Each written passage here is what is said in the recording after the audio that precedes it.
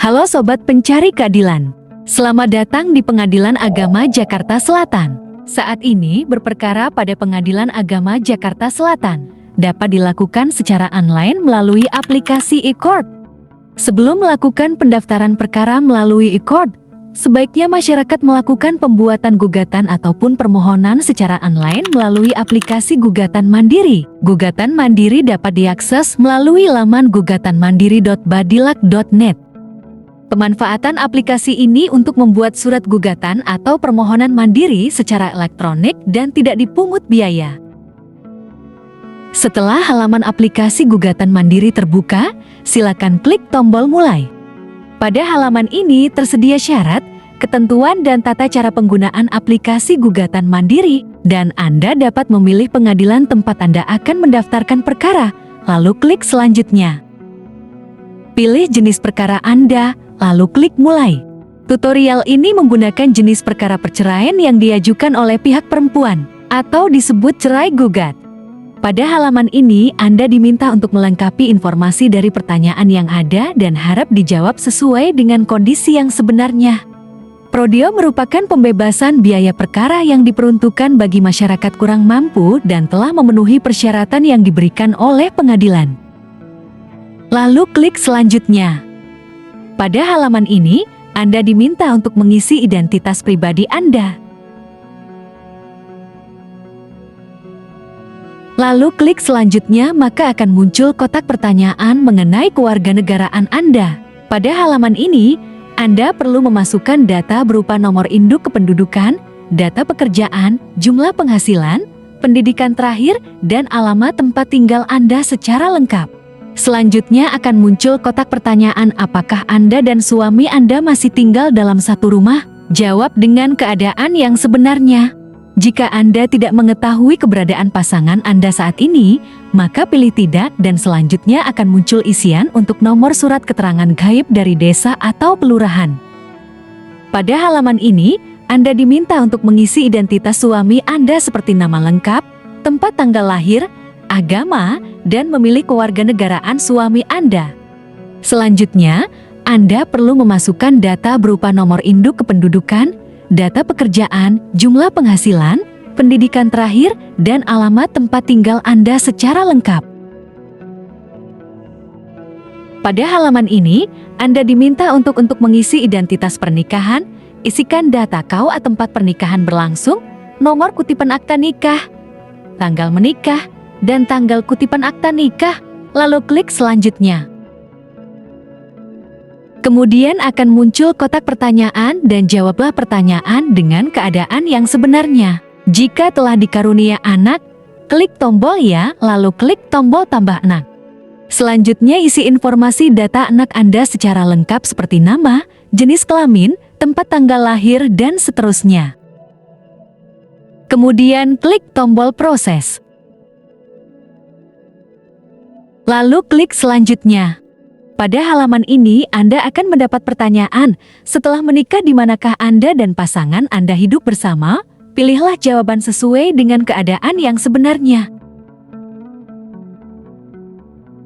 Kemudian akan muncul kotak pertanyaan berapa lama Anda tinggal bersama. Isi lalu klik OK. Berikutnya, Anda akan mendapat pertanyaan, alamat terakhir Anda tinggal bersama di mana? Lalu isikan alamat tempat tinggal tersebut, lalu klik OK.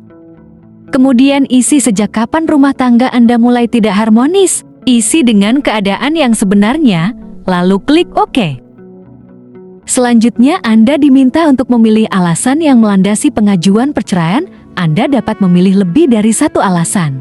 Lalu klik selanjutnya. Maka, akan muncul kotak pertanyaan. Apakah ingin menggunakan narasi sendiri atau ingin menggunakan panduan? Jika Anda memilih menggunakan narasi sendiri, Anda akan mendapatkan tampilan seperti berikut.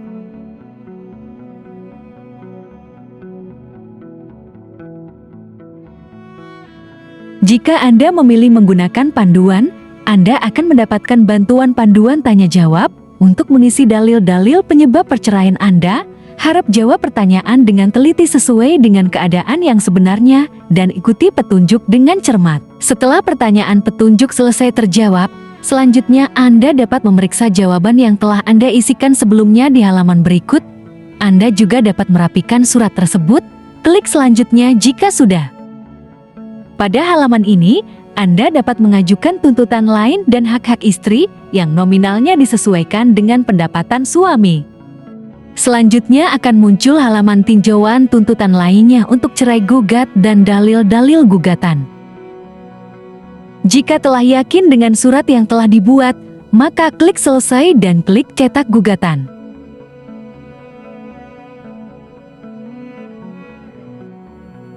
Proses pembuatan surat gugatan telah selesai. Dan selanjutnya Anda dapat melakukan proses pendaftaran perkara Anda melalui aplikasi e-court Mahkamah Agung. E-court merupakan instrumen pengadilan sebagai bentuk pelayanan terhadap masyarakat dalam hal pendaftaran perkara online, pembayaran biaya panjar online, pemanggilan elektronik dan persidangan elektronik. E-court diatur dalam Peraturan Mahkamah Agung Nomor 1 Tahun 2019 tentang administrasi perkara dan persidangan di pengadilan secara elektronik. Lalu, apa saja layanan yang ada pada e-court? Pertama, filing atau pendaftaran perkara secara elektronik. Kedua, payment atau pembayaran panjar perkara secara elektronik. Ketiga, summons atau pemanggilan pihak perkara secara elektronik. Dan keempat, litigation atau persidangan perkara secara elektronik. Lalu, siapa saja pengguna e-court? E-court dapat digunakan oleh pengguna terdaftar atau advokat dan pengguna lain yaitu perorangan, perorangan dengan kuasa insidentil, jaksa sebagai jaksa pengacara negara, serta kementerian dan lembaga. Untuk pendaftaran perkara melalui e-court bagi pengguna lain, yuk simak tutorialnya. Yang pertama, pengguna lain mendaftarkan akun e-court melalui meja e-court Pengadilan Agama Jakarta Selatan dengan membawa persyaratan untuk mendaftar akun seperti KTP, email aktif, dan nomor rekening. Lalu petugas e-court akan memandu pengguna lain untuk mendapatkan username dan password. Setelah mendapatkan akun, pengguna lain dapat melakukan login pada website e-court Mahkamah Agung dengan memasukkan username dan password yang telah diberikan. Selanjutnya, pengguna lain dapat mengklik pendaftaran perkara dan pilih jenis perkara yang akan didaftarkan. Pada tutorial ini menggunakan jenis perkara gugatan. Selanjutnya, klik tambah gugatan, lalu pilih pengadilan tujuan pendaftaran perkara. Kemudian klik daftar. Selanjutnya, klik tambah pihak. Kemudian isi data pihak secara lengkap, dimulai dari data dari penggugat mengenai status pihak, jenis pihak, nama, jenis identitas, nomor identitas, alamat, telepon, email, tempat lahir, tanggal lahir, jenis kelamin, warga negara, pekerjaan, status kawin, pendidikan, agama, domisili pihak, dan dilanjutkan data tergugat.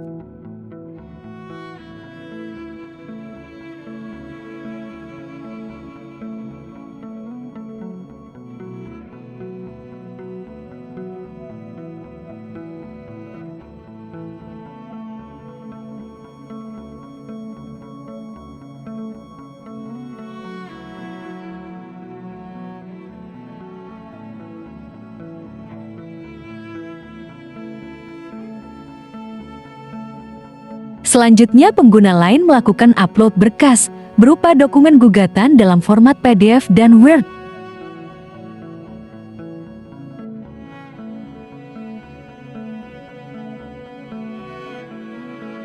Serta dokumen bukti dalam format PDF.